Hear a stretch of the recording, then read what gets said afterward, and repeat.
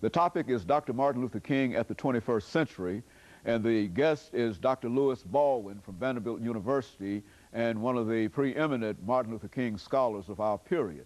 And of course, Dr. Baldwin, let's continue our conversation dealing with Martin Luther King. I think you were talking about King's attitude toward poverty and yes, yes. And if I had to add something to that, I would say that King consistently called for a redistribution of wealth, for a kind of restructuring of the capitalistic system so that the have-nots can grow in terms of material goods. And I think that's still important today. I think we need to look at the wealthy, we need to look at the people who are very poor, and we need to ask ourselves, why should some people be very, very rich and others be very, very poor?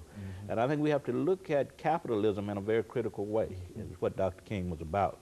Now, regarding the issue of creating a culture of life and a culture of peace, the issue of war, Dr. King always told us that you can't create that kind of culture with the military or with violence. And it seems to me that too many in our society today are talking about a culture of peace and a culture of life, but they are very open to the use of military means.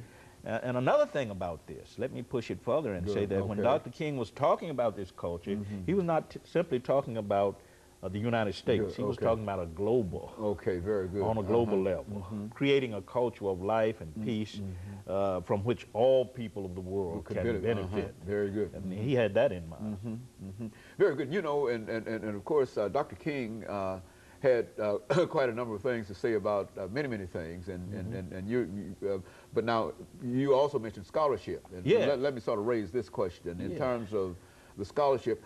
Has much changed in reference to certain aspects of Dr. King, the assassination, for example, and some of the other things that are traditional in terms of our thought patterns in reference to Dr. King? That's an excellent question. There are several schools of thought. I mean, I should say, you have those who deal with Dr. King's assassination, who are now subscribing to what is called a conspiracy theory.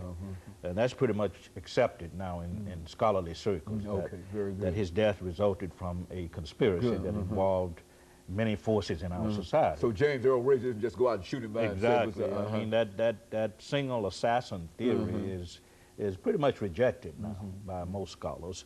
But the scholarship, I find most impressive the fact that the scholarship now is beginning to deal with Dr. King as a thinker, as an intellectual. Up until the 1980s, most of the scholarship treated him as an activist, as one who led demonstrations in the street, as one who employed nonviolent tactics such as boycotts and street demonstrations and civil disobedience, etc. But in the last 2 decades, scholars have become more interested in Dr. King as an intellectual. What kind of ideals did he set forth?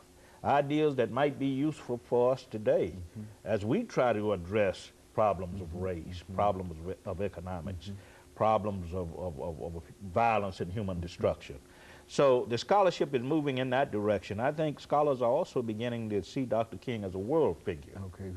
And I think that's important because for too long we limited him to the American context. Almost to the South. That's right, and seeing him as a Southern black leader, as an American Gandhi. But now scholars are looking at his impact on liberation movements around the world, in South Africa, Vietnam, India, Africa, and how he has influenced liberation movements worldwide, how he has inspired people. I don't think it's an accident that in over 100 countries today, Dr. King's birthday is recognized or celebrated. And that's really puts him in a very unique place in history, because even presidents of the United States don't have that kind of recognition. And so Dr. King, I think, is being appreciated finally for what he tried to give us a half-century ago, for what he tried to achieve in terms of not just a national beloved community, but an international beloved community. And so King